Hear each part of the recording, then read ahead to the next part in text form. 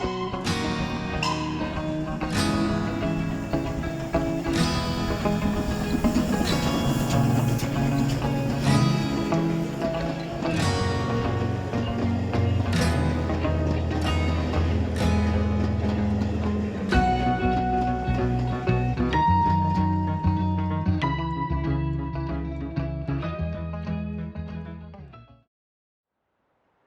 and welcome. Wow, that was poorly timed, that was. Anyway, hello, welcome to another video. Today I'm going to be showing you the beautiful looking J70 locomotives from Digital Traction. There's 20 liveries to show, ranging from London North Eastern to British Railways and Great Eastern Railway. So let's start off with the British Railways liveries. As you can see here, we get one in weathered, which looks very nice indeed. Very detailed. Well, all of them are very detailed, down to the very last rivet. Oh, that's okay. No, I've noticed that rivet and chipped paint. It looks like very detailed. That. Unfortunately, is the only weathered version you get, as far as I could find in my list. It's very nice asset to have in the pack. Especially if you're going for a rundown branch line shunter, that'd be very nice. You got this version with the white windows, which I quite like personally. It's quite a nice little engine to run. Well, they're all nice. It is quite a nice engine to run in general. Let's have a look at this one. Got the Gill Sands, got the late livery, all in clean, and the Great Eastern Railway livery, which I love the lettering and the colour. Absolutely love it. There's a nice one, nicer one I should say, over behind us, which we'll have a look at in a sec. Now these two are very peculiar, and I are part of my 4 favourite liveried ones in this pack. You got the BR Early and the BR Gill Sands, but in blue. Now I quite like that. I quite like that a lot. I do. It's very nice. And yep, those are those. Let's have a look. Go over to the end over there. Let's have a look. Here we go. Great Eastern Railway, which these originated from. These are the railway company in which these were employed. This one is another one of my favourites. Got the blue with red lining. It's very nice. I do like it. I do like it a lot. With the Great Eastern, and I think one of the London North Eastern links. I think. You get red rods, and this is just the Great Eastern. But you get red rods like so, very detailed, and it suits it nicely. So those are the Great Eastern variants, including these two. That I think was a sort of war variant, because obviously these were built in 1903 up until 1920. So sort of World War I was looming at that time, so they built this. As well as those at the end as well. That's the Great Eastern. Is the LNER. We've got 2 apple liveries. This one again is another one of my favourites. I think suits it quite nicely. The green skirt with the white lining and typical LNER lettering. And then you get to the later years of the LNER, sort of the wartime as well. But yeah. I've got some facts. What we'll do is I'll read out the facts for you, and then we'll go for a ride up the line. Okay. The J70 060 locomotive, or GER class C53, was designed by James Holden as an enhancement to T.W. Worsdale's Y6 tram engine. Both locomotives worked the agricultural Wisbeach and Upwell tramway in East Anglia, a rural backwater almost solely involved with fruit traffic. A highly seasonal product, although the branch did carry coal traffic, mostly from South Yorkshire/Nottinghamshire. The Y6 locomotives were struggling to cope with in peak season, so the new J70 locomotives was given outside cylinders and Warshaw's valve gear, pioneering in the UK at the time.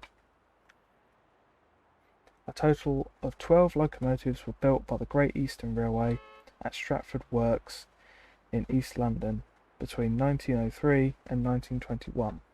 The first two engines, 135 and 136, worked the Ipswich dock area in Suffolk, while 137 and 138 went to Great Yarmouth Docks and Station.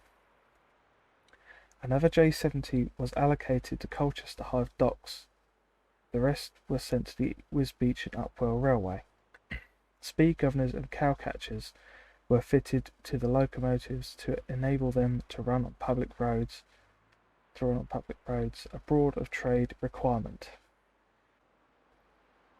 These unusual locomotives were relatively unknown outside their backquarters and little appreciated.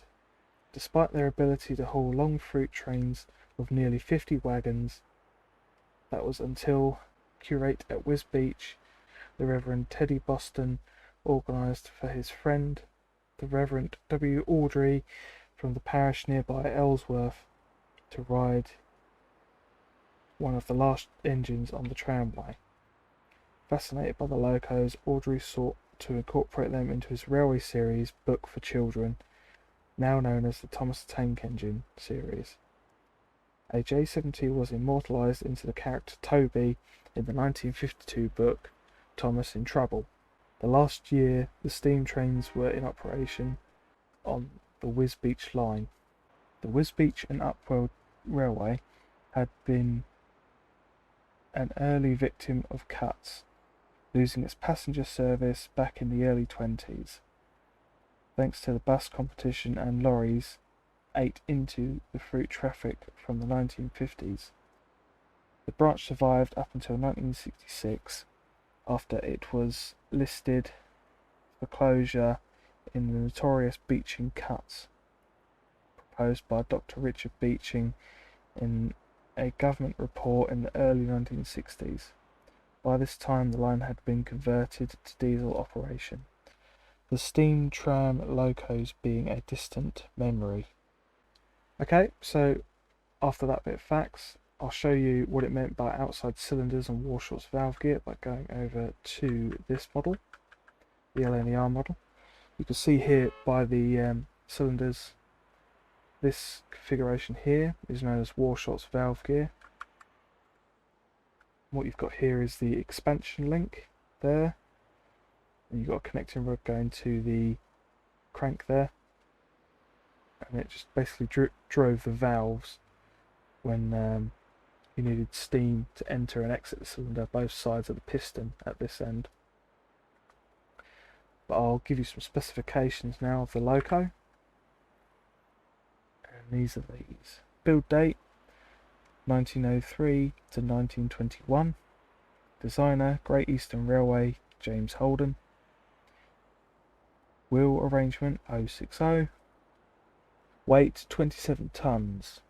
Number of cylinders 2. Cylinder size 12 inches by 15 inches. Boiler pressure 180 pounds per square inch. Driving wheel diameter 3 feet 1 inch. Now, for an engine of this size, that's quite a small wheel diameter. As you can see, compared to the actual body of it, it's very small. But then again, these were only designed to be trams, so they weren't designed to hurtle along like Mallard at 125 miles an hour. They were designed to potter about a tramway in East Anglia and enjoy the scenery. So yeah, those are all the liveries, some facts. We shall now go over to the station and drive all the way up to the next station. If you recognise the railway line, you'll know it as the Southwood to Highwood line that you can get off steam. It's a very nice line. In my spare time I do set up scenarios in the yard or just drive trains, do a bit of shunting. It's a very nice railway to just potter along on any sort of loco, really. So anyway, I'll show you the cab views. Let the passengers on. This is the first view. Everything in here you can move and open, such as the windows, both sides, back and front. The doors you can, but for some reason you can only open it from the driver's side. This is the second man's side, as you can see. Got the air pump there for the brakes, the boiler, smoke box. Got the usual handbrake, which you press the / key to put on and off. Put that on. Got the brake gauge up there. This is also a pressure gauge, but unfortunately you can't really see it from this angle. This is the driving position. That's the brake, as you can see I've taken off there. The regulator is this lever here.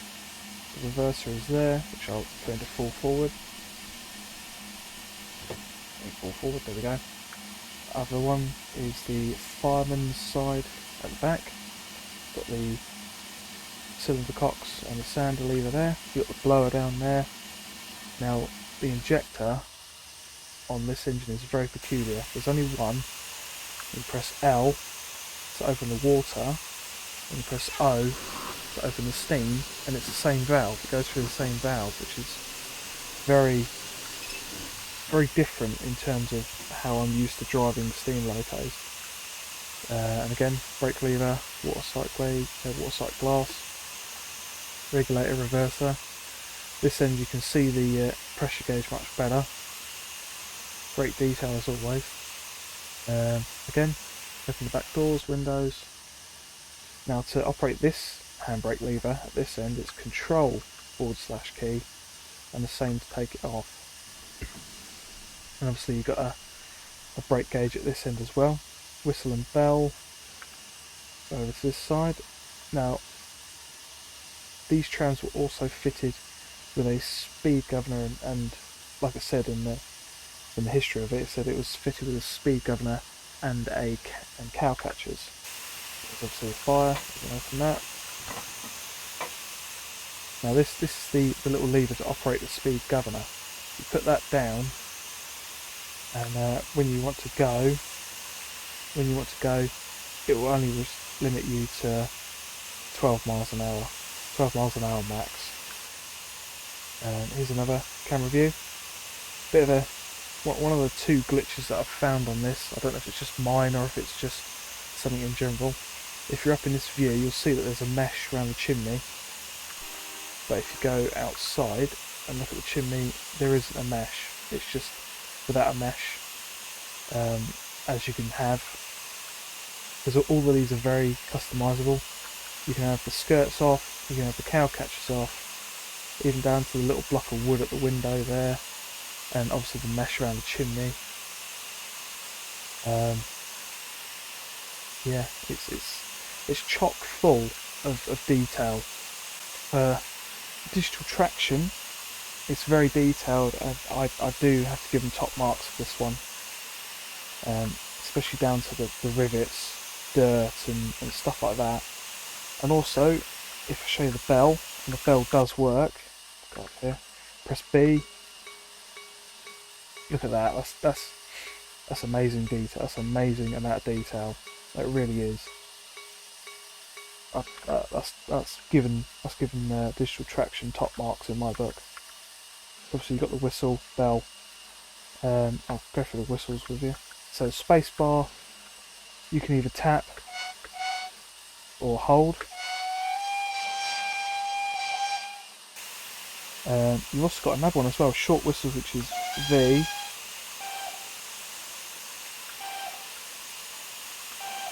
You get the same ones over and over again. I think there's only about 3 or something like that. Yeah. Trying to think what else to show you. Oh yeah. On the sides you've got 3D number plates. Another top mark for DT there. And yeah, I think I'll leave you to it. Listen to the sounds. We're only going up to the next station, but they're quite fast little things. So back, and back again. There we go. So we're in the front driving portion of the loco. Oh, the other problem I found with it, if you zoom out, although you can see quite far, but it goes too far, beep, like that.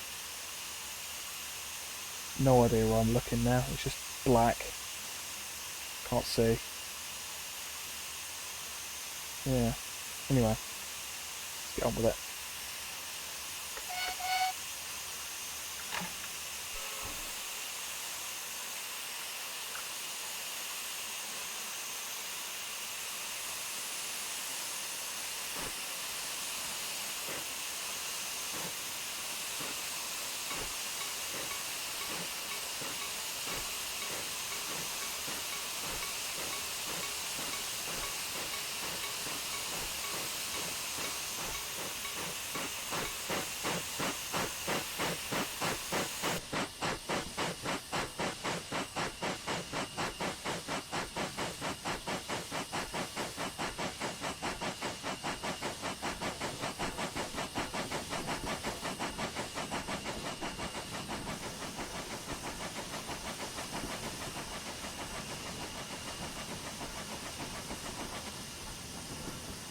And now you can see the speed governor kicking in. We won't go any faster, we won't pick up any more speed, won't go any faster than 11 miles an hour, which is also a nice feature.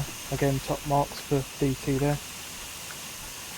Go back to here, turn it off.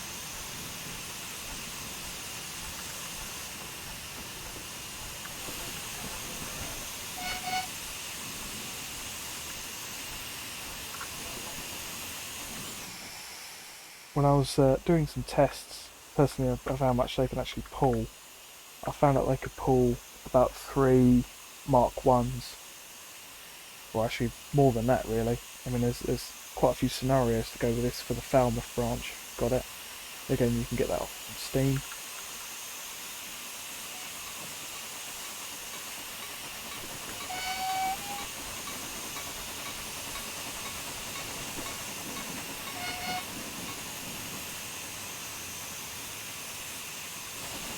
I just thought it would look nice going with the Isle of Wight stock. There is more rolling stock to come for this loco. You might recognise one of the coaches from the Tidfield Thunderbolt film. And let's just say there's going to be a lot of reenacting on the train simulator scene when that pack's released. But I can't wait for that as well.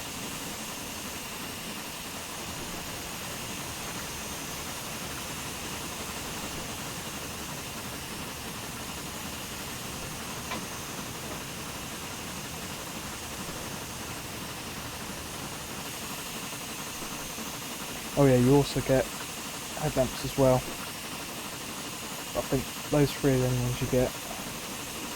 Oh, you get discs as well. You get discs as well, yeah. As you can see there, it's a bit strange. But, yeah.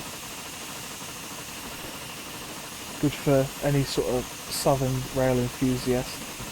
Put this down in whatever railway you're building or whatever.